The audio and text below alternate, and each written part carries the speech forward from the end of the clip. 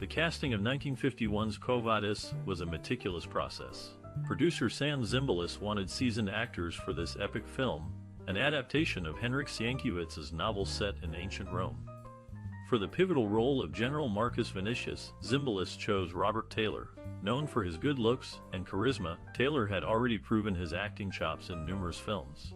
His chemistry with Deborah Kerr, cast as Lygia, was undeniable during screen tests. Kerr, a British actress, was a popular leading lady in Hollywood. She had previously worked with Taylor in the 1947 film The Secret Heart. Their prior experience together helped them create a believable and engaging on-screen relationship in Quo Vadis. The role of Nero, the unstable Roman emperor, went to Peter Ustinov.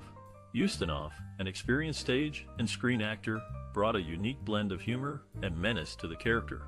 His audition showcased his ability to portray Nero's complexities, securing him the part. For the role of Petronius, an advisor to Nero, Zimbalist turned to British actor Leo Genn. Genn's distinguished demeanor and subtle acting style were perfect for the role. His scenes with Ustinov, particularly their shared wit, added depth to the film. The casting of Quo Vadis also included several other notable actors. For instance, Finlay Currie, a Scottish actor, was chosen to play the role of the Christian leader, Peter. His stern yet compassionate portrayal added authenticity to the film's religious themes. In conclusion, the casting of Quo Vadis was a careful selection of experienced actors, each bringing their unique talents to their roles. The chemistry between the cast members, along with their individual performances, contributed significantly to the film's enduring appeal.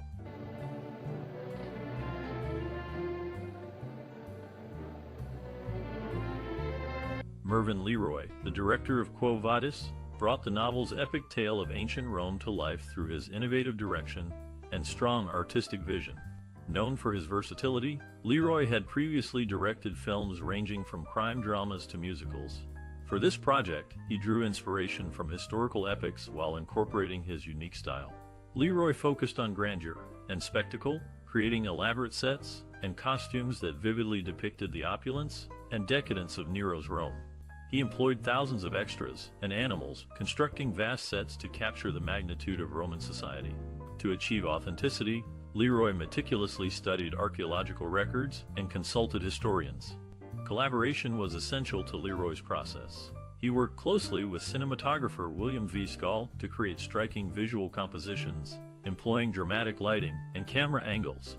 Together, they crafted memorable scenes like the burning of Rome, which combined live action and special effects to stunning effect. When working with actors, LeRoy emphasized naturalism over histrionics. Despite the larger-than-life setting, he wanted performances grounded in reality.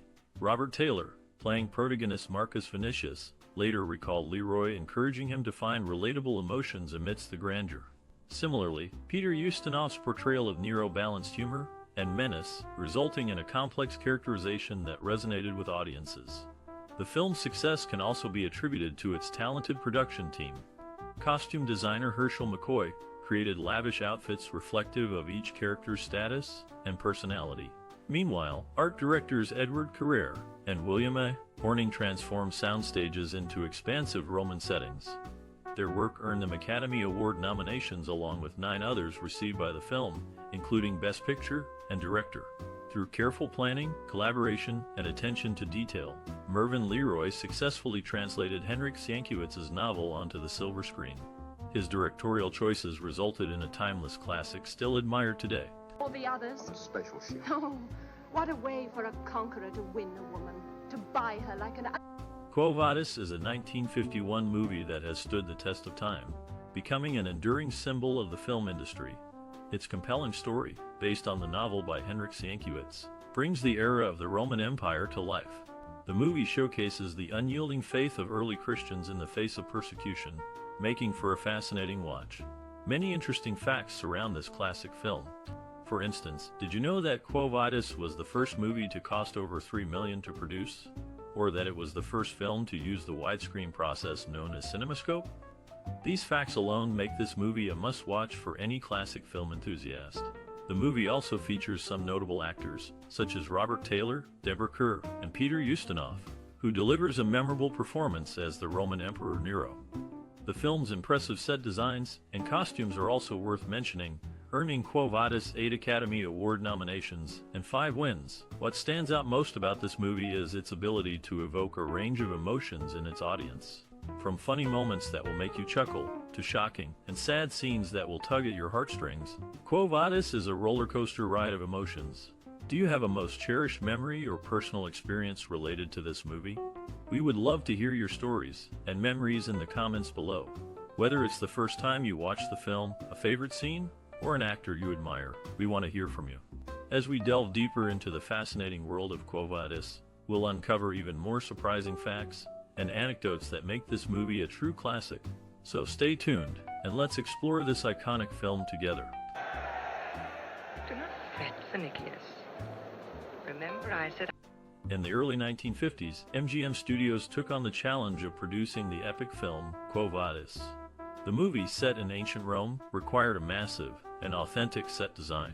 The task fell to art director William A. Horning, who created colossal sets spanning 16 acres, complete with temples, markets, and palatial homes. To ensure historical accuracy, Horning and his team meticulously researched Roman architecture, even consulting with archaeologists and historians.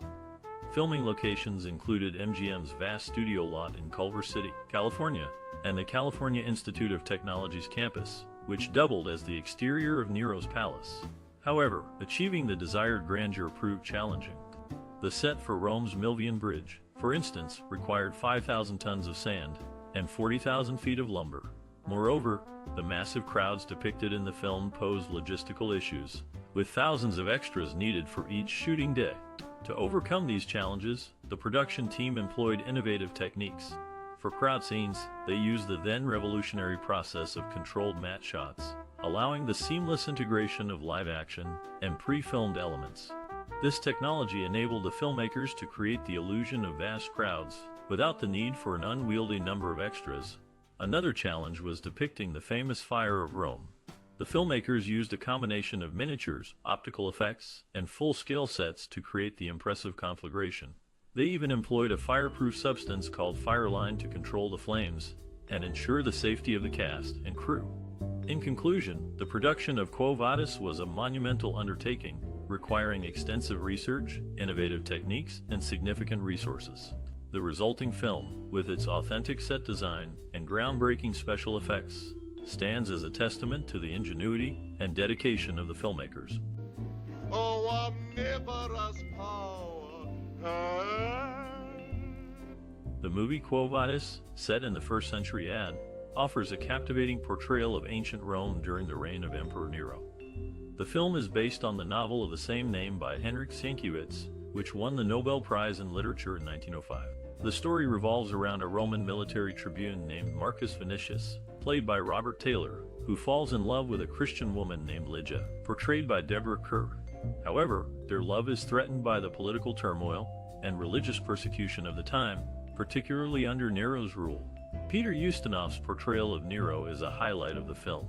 His performance is both chilling and humorous, capturing the madness and eccentricity of the emperor. Ustinov's Nero is a complex character, at times sympathetic, and other times terrifying, making for a compelling and memorable villain. The film's depiction of ancient Rome is also noteworthy. The sets and costumes are meticulously designed, transporting viewers to the bustling streets and grand palaces of the ancient city. The film's chariot race scene is particularly impressive, with its intricate choreography and thrilling action. Quo Vadis is not only a love story but also an exploration of faith and morality.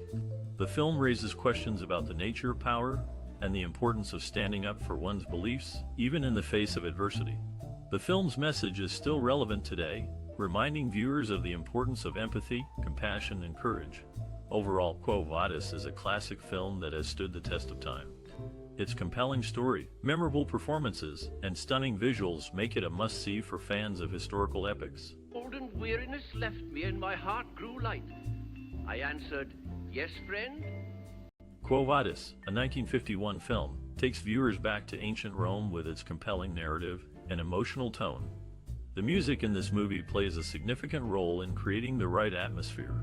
The score was composed by Miklos Rozsa, who is known for his work in epic films. Rozsa's music for Quo Vadis is grand and dramatic, perfectly capturing the epic scale of the movie. It features a large orchestra, including a choir, which adds to the cinematic experience. The main theme is memorable and emotive, often used to underscore the love story between the two main characters, played by Robert Taylor and Deborah Kerr. The composer also uses music to highlight the contrast between the Christian faith and the pagan world of Rome. For instance, when the Christian characters appear, the music becomes more serene and spiritual. On the other hand, when the Roman Emperor Nero is on screen, the music turns darker and more menacing. Interestingly, Rosa used a unique instrument, the ancient Roman water organ, to add authenticity to the score. This instrument, also known as the hydraulis, was used in ancient Rome for public entertainment. Its use in Quo Vadis was a first in film music. The creation of the soundtrack was a collaborative effort. Rosa worked closely with the film's director, Mervyn Leroy, to ensure that the music aligned with the visual narrative. The musicians, under the baton of Rosa, had to record the score in a short period to meet the film's release date. In conclusion, the music in Quo Vadis is a crucial element that enhances the film's narrative and emotional tone. Rosa's score, with its grand orchestration and unique instrumentation, successfully transports viewers to ancient Rome, making this classic film even more captivating. But I said nothing. During the filming of Quo Vadis in Italy, director Mervyn Leroy lost over 22 pounds, despite his pasta-rich diet. The film's lead actress, Deborah Kerr, was usually dubbed by Lydia Simoneschi or Renata Marini, but in this movie, Gemma Ghiarotti took on the task. Sophia Loren, who played a minor role as a slave girl in Quo Vadis, would later portray Lucilla, the daughter of Roman Emperor Marcus Aurelius, in the 1964 film The Fall of the Roman Empire. Despite the challenges faced during the making of this classic, the enduring legacy of Quo Vadis continues to resonate with audiences today. Will you be the next to step into the world of this captivating show? Take time. I can bring that about. Firstly, in a pivotal scene, the movie showcases a grand banquet where the opulence of ancient Rome is on full display. The director skillfully captures the extravagance through elaborate set design and costumes, immersing the audience in the lavish world of the film. The actors deliver powerful performances with expressions of awe and disbelief, adding depth to the spectacle.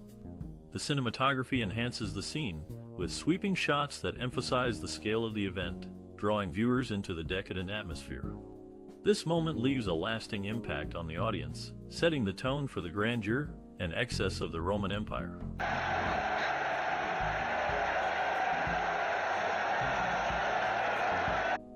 In the casting process of the movie in question, a young Audrey Hepburn, not yet a household name, was among the hopeful actresses. Unfortunately, she did not secure a role. Meanwhile, Robert Taylor, who had been working on lesser-known films after World War II, experienced a resurgence in his career with this very film, reclaiming his status as a leading man. The production of this classic was not without its hiccups. Howard Koch, initially slated to be the assistant director, had a condition. His wife needed to accompany him to Italy where the film was being shot. However, the director, Mervyn Leroy, declined, leading to Koch's removal from the assistant director position. You picked the cherished egg in a nest of Christians. She's a Christian, and Christians have spirit. Released in 1951, the movie Quo Vadis left a significant cultural and social impact on audiences. This classic film, an adaptation of Henryk Sienkiewicz's novel, resonated with people through its epic portrayal of ancient Rome and the early Christian church. The movie's grandeur and spectacular sets provided a unique glimpse into the past, sparking curiosity and fascination with the Roman Empire. Audiences were captivated by the film's depiction of the opulent lifestyle of the Romans, as well as the struggles and persecution faced by early Christians. Quo Vadis also influenced popular culture in various ways. For instance, its iconic chariot race scene has been referenced and homaged in numerous films and television shows, such as the popular Star Wars franchise.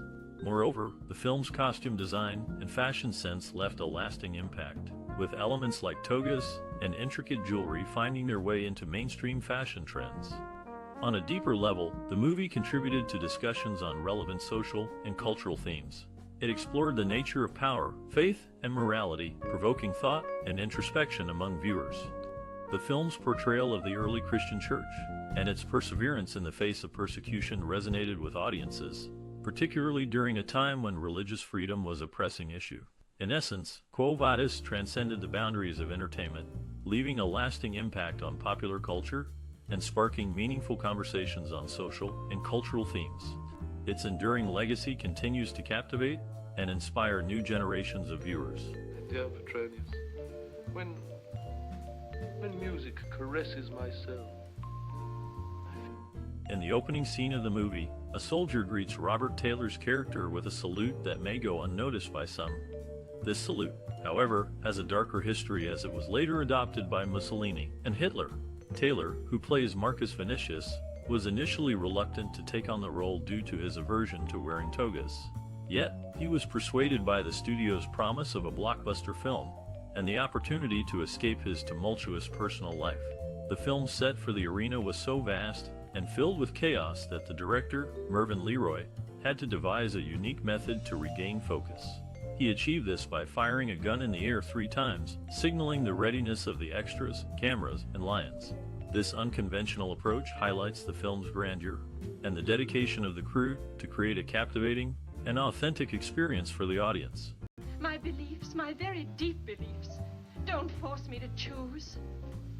You mean between... Quo Vadis, a 1951 film adaptation of Henryk Sienkiewicz's novel, received considerable acclaim upon its release. Bosley Crowther of the New York Times praised the film for its splendor and spectacle, highlighting the impressive sets and costumes. The film also resonated with audiences, becoming one of the highest-grossing films of the year. The movie was also recognized with several award nominations. It received 8 nominations at the 24th Academy Awards, including Best Picture, Best Actor for Robert Taylor, and Best Supporting Actress for Deborah Kerr. Ultimately, it took home the awards for Best Cinematography and Best Costume Design. These accolades are significant as they highlight the hard work and dedication of the cast and crew. The Academy Award for Best Cinematography, for instance, underscores the visual brilliance of the film, while the Best Costume Design Award highlights the meticulous attention to detail in creating the film's historical setting. The film's success also had a lasting impact on those involved. Director Mervyn LeRoy, who had previously directed films like The Wizard of Oz and Little Caesar, solidified his status as a master storyteller. Similarly, the film's stars, Robert Taylor and Deborah Kerr, further cemented their places as Hollywood legends. In conclusion, the critical reception and awards received by Quo Vadis serve as a testament to the film's enduring appeal and the talent of those involved in its creation. Gaius. And you've worn this emblem of slavery for far too long. In the production of Quo Vadis, an astounding 32,000 costumes were used, showcasing the grandeur of this classic film. Despite initially being thrilled to direct a biblical epic, the director found the source novel, written by Henryk Sienkiewicz, to be dull. He even cabled the screenwriter, S.M. Behrman, saying, "I have finally found a book I could put down." For the role of Petronius, both Claude Rains and Frederick March were considered, highlighting the film's high-caliber casting process. This classic film, Quo Vadis, continues to captivate audiences with its epic storytelling and impressive production design. Pretend, would you? Pretend? That I feel myself. In the early 1950s, a massive undertaking unfolded in the world of cinema. The filming of Quo Vadis commenced, and with it came a myriad of compelling stories from behind the scenes. The set of this classic was a spectacle like no other. A colossal replica of ancient Rome spanned 14 acres, featuring 3,000 feet of marble columns, and a marketplace teeming with 2,000 extras. The grandeur of the set was so overwhelming that it even drew curious visitors from nearby towns. Peter Ustinov, who played the cunning Emperor Nero, had his own captivating anecdotes. Known for his wit, Ustinov would often improvise his lines, much to the delight of his co-stars. In one scene, he ad-libbed a joke about his character's lyre playing, which had the entire crew erupting in laughter. Meanwhile, Robert Taylor, who portrayed the Roman military commander, found himself in a peculiar situation. A devout Catholic, Taylor was initially hesitant to take on the role of a pagan character.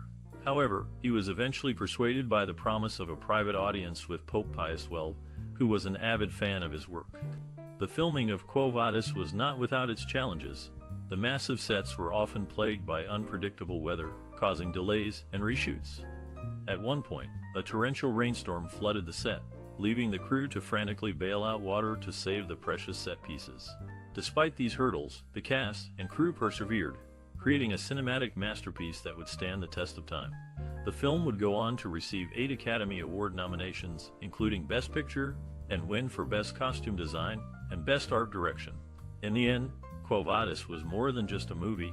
It was a testament to the indomitable spirit of the cast and crew who brought it to life. From beyond the earth. And in those moments, I... In the early 1950s, Clark Gable declined the lead role in a major production due to his reservations about the costume. Interestingly, years later, the same movie received an Italian censorship visa with the number 11,685 on a chilly day in February of 1953. The British actor Leo Genn had the distinction of appearing in 5 films nominated for Best Picture Oscars across 4 distinct decades. One of these films were Pygmalion in 1938, Henry V in 1944, The Snake Pit in 1948, the very film that once caused Gable some apprehension, Quo Vadis, and finally, The Longest Day in 1962, a remarkable accomplishment indeed. Petronius? Quo Vadis, released in 1951, is a movie that has left a significant mark on film history. This classic, set in ancient Rome, tells the story of a Roman commander who falls in love with a Christian woman during the reign of Emperor Nero. The film's grandeur and spectacle were unprecedented, with its epic scale and elaborate sets and costumes. The movie's influence can be seen in many subsequent historical epics. Its grandeur and spectacle set a new standard for historical films. Directors were inspired by its ambitious scale and attention to detail, leading to a wave of epic films in the following decades. Quo Vadis also had a profound impact on the way films portray ancient Rome. Its depiction of Nero and the Great Fire of Rome has been referenced and reinterpreted in numerous films and TV shows. The movie's portrayal of early Christianity and the persecution of Christians under Nero has also been influential, providing a template for many subsequent films and TV shows set in this period. The film's impact extends beyond historical epics. Its themes of love, sacrifice, and the clash of ideologies continue to resonate in modern films. The movie's exploration of faith and religious persecution remains relevant, addressing issues that are still pertinent today. In terms of filmmaking techniques, Quo Vadis was innovative in its use of widescreen format and Technicolor. These techniques, which were still relatively new at the time, allowed the filmmakers to create a vivid and immersive world. The use of widescreen format gave the film a grand scale, enhancing the epic feel of the story. The use of Technicolor added depth and richness to the film's visuals, making the ancient world of Rome come alive on screen. In conclusion, Quo Vadis has had a lasting legacy and influence on film history and filmmaking. Its grandeur and spectacle, innovative filmmaking techniques, and exploration of relevant themes have made it a classic that continues to inspire and influence filmmakers today.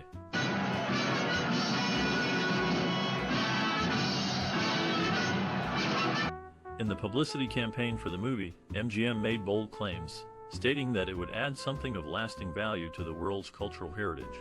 The film's marketing also featured humorous taglines, such as Ancient Rome is going to the dogs, Robert Taylor is going to the lions, and Peter Ustinov is going crazy. The movie features Felix Aylmer, a British actor known for his roles in historical, biblical, medieval, Shakespearean, and fantasy films.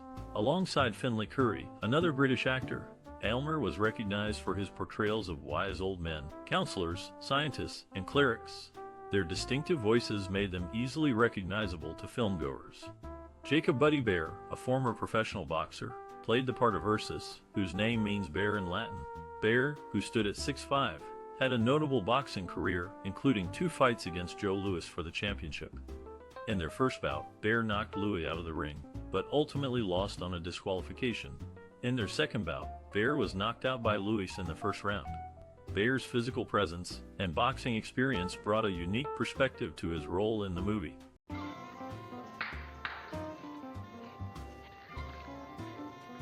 Did you know that the movie Quo Vadis was released in 1951? This classic film, based on a novel by Henryk Sienkiewicz, tells the story of a Roman commander who falls in love with a Christian woman during the reign of Emperor Nero. Do you have any memories related to this movie? Maybe you watched it with your family, and it sparked your interest in historical films. Or perhaps you were captivated by the epic sets and costumes. We'd love to hear about your experiences and how this movie impacted you personally. Share your stories with us and other viewers in the comments below. Let's start a conversation and engage with each other on this cinematic exploration. And don't forget to like and share this post with your friends who might also have fond memories of Quo Vadis. If you're new here, be sure to subscribe to our page for more exciting content. Let's keep the conversation going and explore the world of classic cinema together. Subjects to bondage. High and low alike become Roman slaves,